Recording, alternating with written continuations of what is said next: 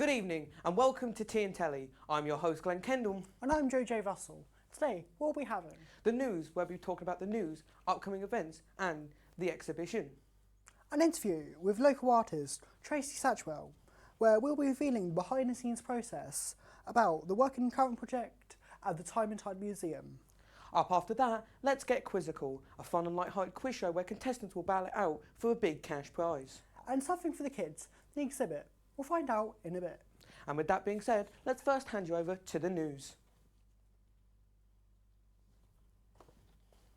Hello viewers, welcome to the news. In today's episode, we'll be covering some local events and light-hearted news. Thank you very much, Jodie. With the weather getting colder outside, you may want to stay indoors this winter. Thankfully, there's still much to do in Great Yarmouth. The Empire is a hustling and bustling venue with great food and live entertainment. On the 31st of December, they'll be hosting a New Year's Eve party with local band Dirty Havana performing all your favourite 80s rock tracks. Coming soon to the Time and Tide Museum, a brand new exhibition, not from Great Yarmouth. The exhibit attempts to recreate Great Yarmouth's history with other parts of the world. The museum has hired artist Tracy Satchwell to design the exhibit. And now, we are handing over the show to Tracy in a documentary filmed where she will be talking about upcoming exciting projects. See you soon. Hello, my name is Tracy Satchwell. I'm a visual artist and I'm working at Time and Tide Museum on an artist residency at the moment. I'm an artist and a creative director. I work with all sorts of organisations, mainly creative and culture, and I work on projects that kind of engage and challenge people's perspectives. I work on augmented reality, experimental films, animation. I also create large-scale collages for design, for illustration. Originally, I was going to go down one avenue with this particular project. I was interested in how objects tell their own stories, especially the ones not made in Great Yarmouth, and I wanted them to express their thoughts and feelings. But I decided to move in a different area. Originally, I came up with a proposal before coming to the museum, and once I was in the museum, I was inspired by the Cabinets of Curiosity, by the head of Britannia, and that kind of got me involved in coming up with generating an idea where I wanted to create an experimental film that was quite playful, a little bit theatrical, and that the audience would engage with. And I wanted to create something where I looked at the British Empire and looked at that kind of greed and that kind of desire for objects. So I created Britannia as a monstrous being, and then she would live in the sea and she would be attracted to boats with shiny objects, and then she would consume them and kind of stay in her body. I think this responded very well. They seem to be enjoying it and just looking at different ways to create compositions and objects. Well, I feel with museums, they need to be interesting.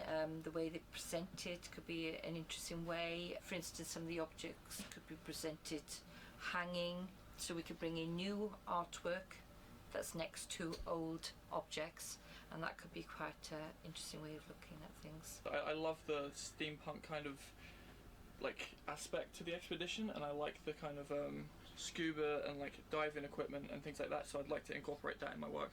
I love the animals and the alligator that I saw that was hanging up, and I like the big fish and stuff, so that's really given me inspiration to see what I can put into my work. I think it's going okay. I mean, it's quite unique, and it's a nice idea to sort of have a whole room dedicated to our work for people to come see in a digital way. My favourite part was more of the mechanical side of things. There's some scuba equipment and some kind of boating compass, which is very cool, as well as some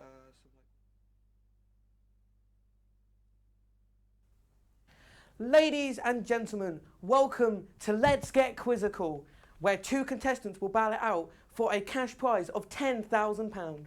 With that being said, let's meet today's contestants. Hello, I'm